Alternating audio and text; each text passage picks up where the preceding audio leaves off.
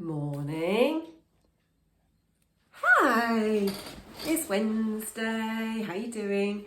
So I'm actually gonna talk about EFT tapping, emotional freedom techniques, whichever one you call it, and how you can use it with the law of attraction.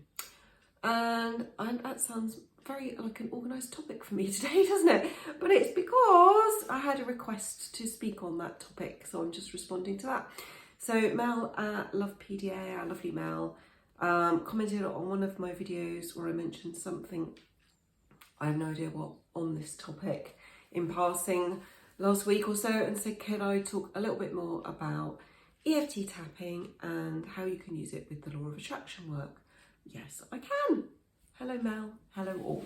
Right, so EFT tapping, we tap on acupoints on the face and the body, and we cover some acupoints which generally cover the whole of the body's energy system.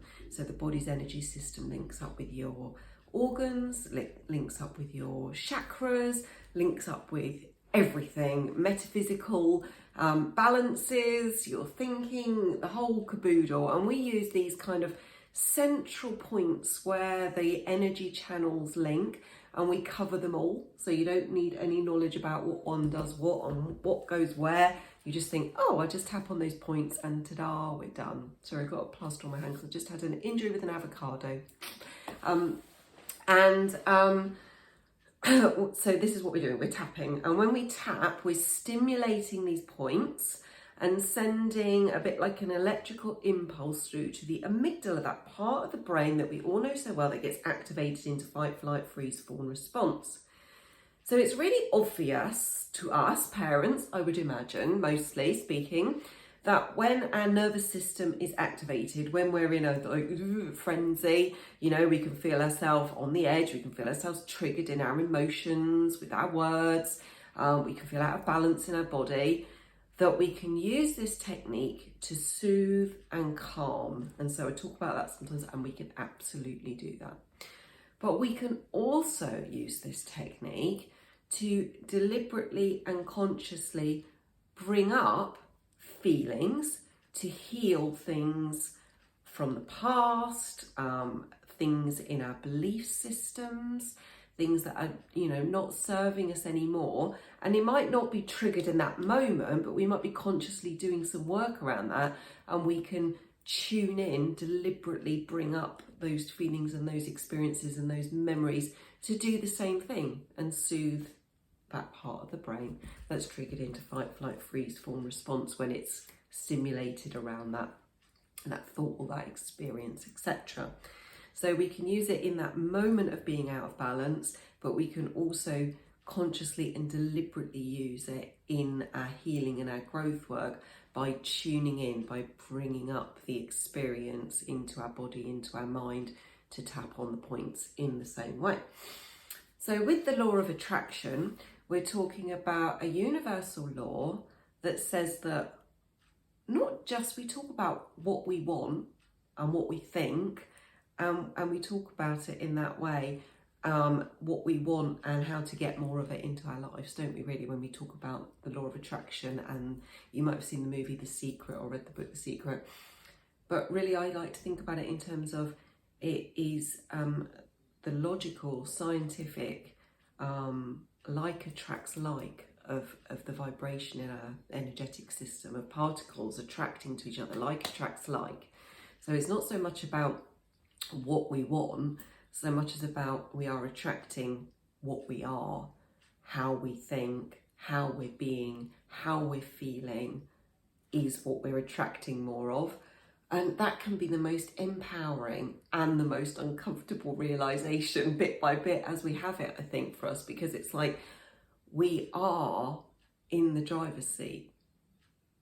And we're in the driver's seat. No one's coming in to rescue me. You know, it's like, I'm creating this. I don't want to create this, you know. And that's the thing. And we have to be really loving and forgiving of ourselves. That doesn't mean we've consciously chosen these experiences. And we have to be really gentle and loving and easy on ourselves as we move into these realizations that where we're at, how we're feeling, what we're thinking, how we're being is attracting more of the same. But sitting in our empowered state of consciously breathing and thinking, I am the driver here, I get to choose my life experiences more consciously each day, we get to move into that state a little bit more. But what of course happens is into our awareness floods all the ways in which we feel stuck, we feel blocked, we feel not good enough. And that's the stuff that we can end up focusing on. And we don't want to do that, because the law of attraction says that what we're being is bringing more of it.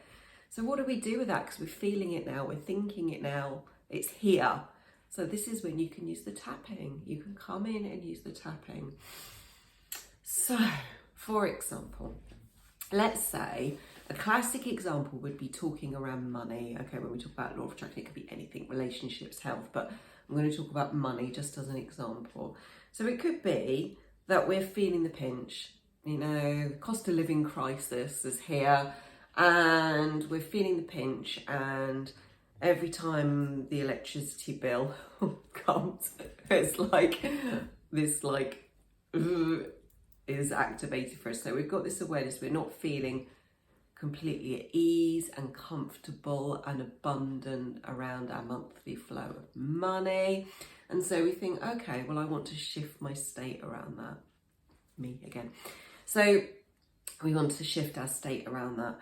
So you can sit down with a bit of paper or a journal, and you can just really acknowledge your beliefs and your thoughts and your expectations around money.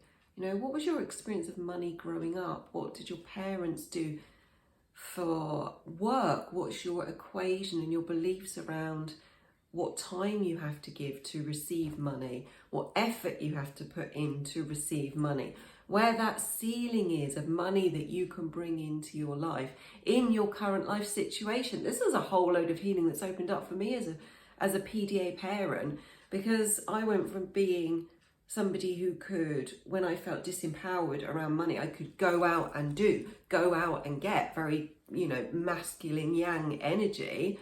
And I was thrown into this situation where I was in this very yin feminine energy of being the nurturer, being the primary carer, not having time to pee on a pot, never mind go out and work, So, this is interesting. This is throwing up, where does my money come from? Where does my abundance come from? Where am I supported?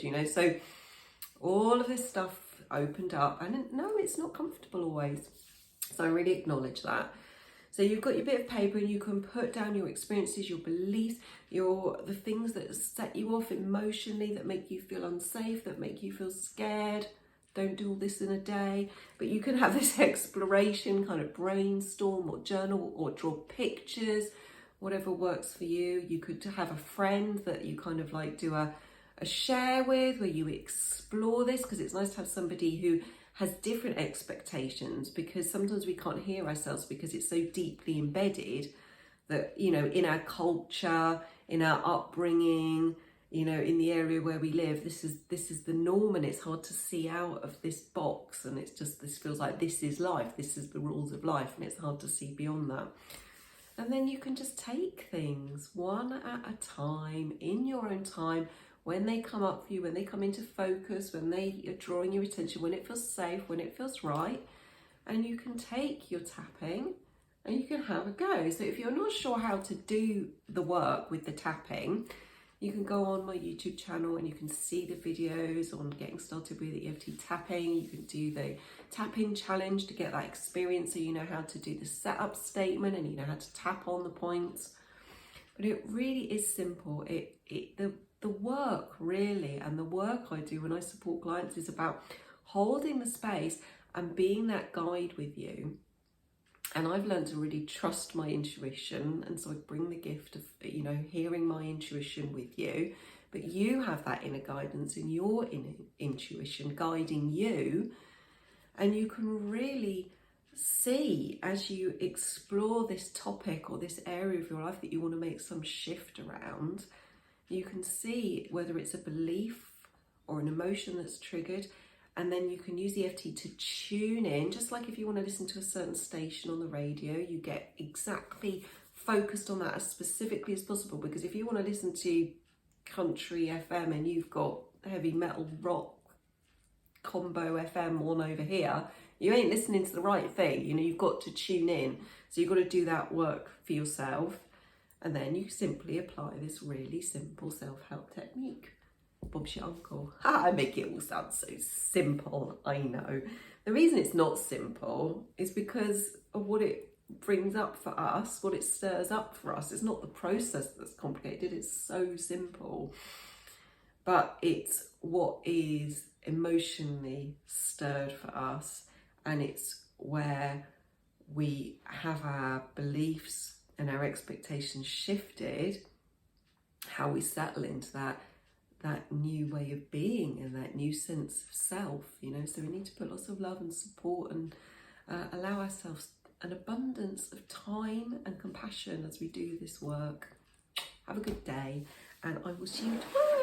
Bye.